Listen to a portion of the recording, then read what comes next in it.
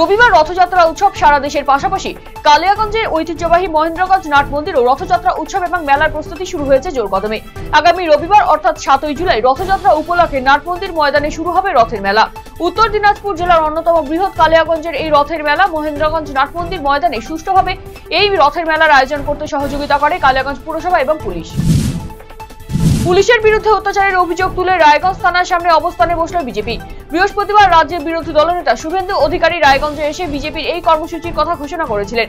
সেই অনুসারে শুক্রবার সকালে রায়গঞ্জ থানার সম্মুখভাগে বিজেপির জনপ্রতিনিধিরা অবস্থান বিক্ষোভে বসেন। ডাকাতির ছক শহরের দাগাপুরে পরিত্যক্ত বাড়িতে চলছিল মিটিং এবং প্রধাননগর থানার পুলিশের অভিযানে গ্রেফতার 5।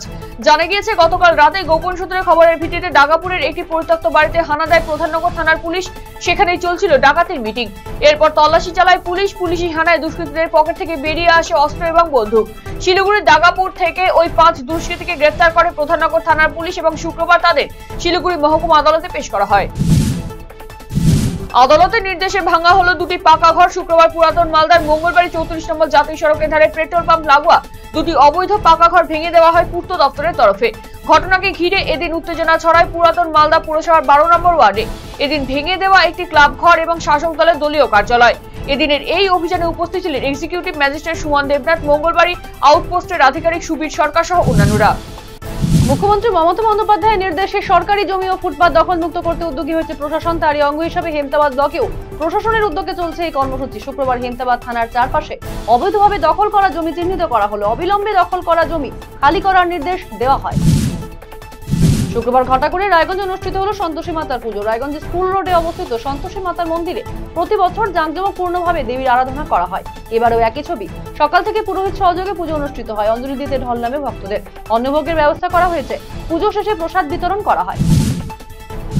চোপড়াকাণ্ডে গ্রেফতার করা হলো আরো একজনকে। খালেক নামে ওই যুবককে বৃহস্পতিবার গ্রেফতার করেছে চোপড়া থানার পুলিশ। উল্লেখ্য, রবিবার চোপড়াকাণ্ডের ভিডিও ভাইরাল হতেই বিতর্কের সূত্রপাত হয়। ইতিমধ্যেই ঘটনায় মূল অভিযুক্ত তাজিমুল ইসলাম ওরফে জেসিবিকে গ্রেফতার করে নিজেদের হেফাজতে নিয়েছে পুলিশ। এই নিয়ে চোপড়াকাণ্ডে গ্রেফতার করা হলো মোট 5 জনকে। শুক্রবার ধৃতকে ইসলামপুর মহকুমা আদালতে পেশ করা হয়। রায়গঞ্জ বিশ্ববিদ্যালয়ের ইতিহাস বিভাগের পরিচালনায় অনুষ্ঠিত হলো একদিনের লেকচার সিরিজ। শুক্রবার বিশ্ববিদ্যালয়ের প্রিয়রঞ্জন দাসমুন্সী হলে এই কর্মসূচি অনুষ্ঠিত হয়। 1971 সালের মুক্তিযুদ্ধের একটি অংশকে সামনে রেখে বক্তব্য রাখেন ইতিহাসবিদরা। এখানে প্রধান বক্তা ছিলেন ওয়েস্ট বেঙ্গল স্টেট ইউনিভার্সিটি বারাসতের অধ্যাপক কৌশিক বন্দ্যোপাধ্যায়। আগ্নেয়াস্ত্র ও 2 রাউন্ড কার্তুজ সহ গ্রেফতার হলো 2 যুবক। বৃহস্পতিবার রাতে নিউ জলপাইগুড়ি থানার সাদা পোশাকের পুলিশ গোপন সূত্রের ভিত্তিতে অভিযান চালিয়ে এনজিপির কাশ্মীর কলোনি থেকে এই আগ্নেয়াস্ত্র ও কার্তুজ উদ্ধার করে। ঘটনায় গ্রেফতার হয় 2 জন।